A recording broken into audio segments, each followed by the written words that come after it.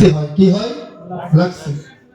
যাই হোক, আল্লাহ পাক রব্বুল আলামিন বলতেছেন যে আমি রব্বুল আলামিন এই জমিন থেকে প্রথম আসমানের দূরত্ব 500 বছর রেখেছি। যেরকম সুবহানাল্লাহ।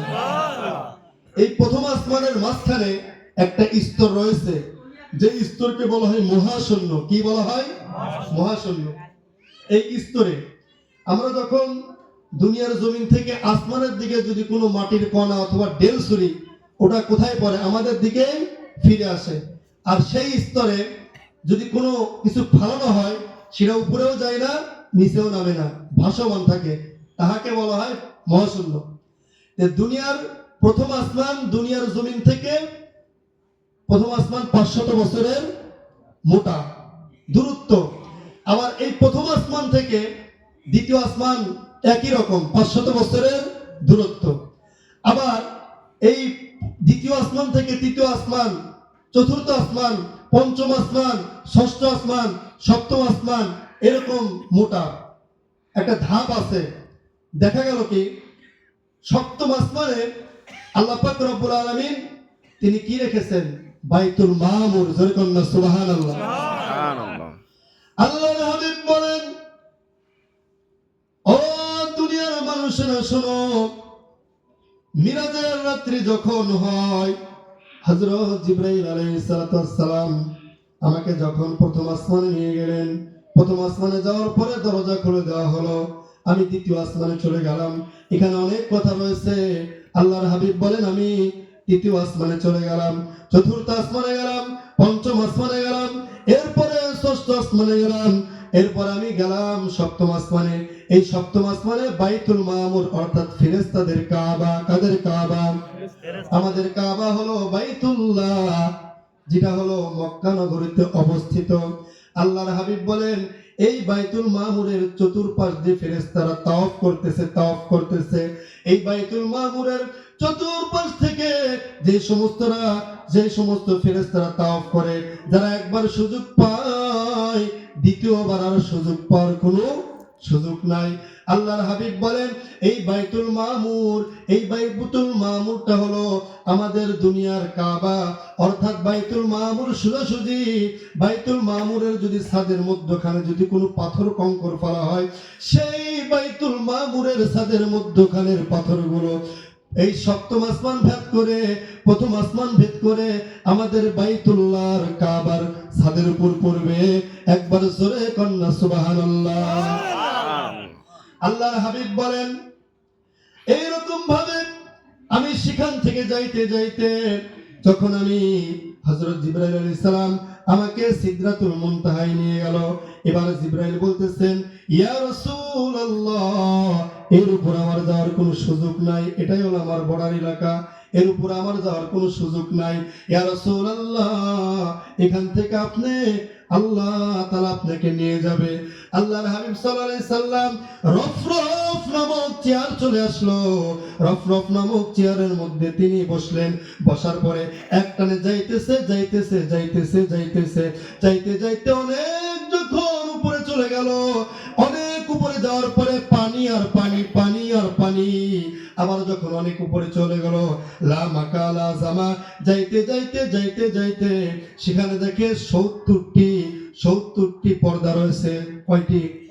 70টি নূরের পর্দা। এই 70টি নূরের পর্দার মাঝখানে আবার 500 বছরের বেড়া। কয় বছরের? 500 বছরের বেড়া।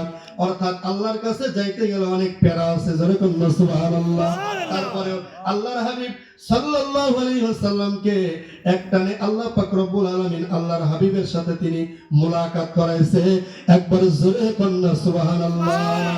আল্লাহ পাক রব্বুল আলামিন ডাক দিয়ে বলতেছে, পয়গম্বর, আপনাকে যারা বলে যে আপনি শুধু বিশ্বের নবী, নবী কি বিশ্বের নবী না? আল্লাহ তাআলা দেখেন কি বলে এখানে। আল্লাহ তাআলা ডাক দিয়ে বলতেছে, হাবিব, যারা বলে আপনি শুধু দুনিয়ার নবী, আপনি শুধু দুনিয়ার নবী নন, আমি রব্বুল আলামিন এই সপ্তম আসমান, লা মাকালা জামালহু কলম, আমি রব্বুল আলামিনের যত দুনিয়া শুধু তাই নয়, আমি আল্লাহ তাআলার এরিয়াও শেষ নাই, আমি আল্লাহ তাআলার যতটুকু পর্যন্ত জায়গা, এর চাইতেও আমি রব্বুল আলামিন, আমি নবী আপনাকে নবী বানায়া দিলাম। তাহলে চিন্তা করছেন শুধু নবী কি দুনিয়ার নবী? আল্লাহ তাআলা কোরআনুল কারীমের মধ্যে এটাই বলতেছেন, উল ইয়া আইয়ুহান নাসু ইন্নী রাসূলুল্লাহ ইন্নী রাসূলুল্লাহি ইলাইকুম জামিআ। আল্লাহ পাক রব্বুল আলামিন বলতেছেন, পয়গম্বর আমি রব্বুল আলামিন আপনাকে গোটাল পৃথিবীর আমি আল্লাহ তাআলা নবী হিসেবে বানাইলাম, আমি আল্লাহ তাআলা আপনাকে রহমত হিসেবে বানাইলাম। রবুবিয়ত খুদা কি है जहां तक নবুয়ত মুস্তাফা কি है वहां तक। একটু দরুদ পড়ি, আল্লাহুম্মা সাল্লি আলা মাওলানা মুহাম্মদ وعلى آل سيدنا মুহাম্মদ। আমি নবীজির পাগল, আমি মদিনার পাগল। ঠিক নেই? ঠিক। আমি নবীজির পাগল, আমি মদিনার পাগল, আমি নবীজির পাগল, আমি মদিনার পাগল, আমি নবীজির পাগল, আমি মদিনার পাগল। মদিনার ওই ধুলবালি মোর, মদিনার ওই ধুলবালি মোর নয়নের কাজল। ঠিক নেই? ঠিক নেই? ঠিক। মদিনার ওই ধুলবালি মোর, মদিনার ওই ধুলবালি মোর নয়নের কাজল। আমি মদিনার পাগল, আমি নবীজির পাগল, আমি নবীজির পাগল, আমি মদিনার পাগল। আল্লাহুম্মা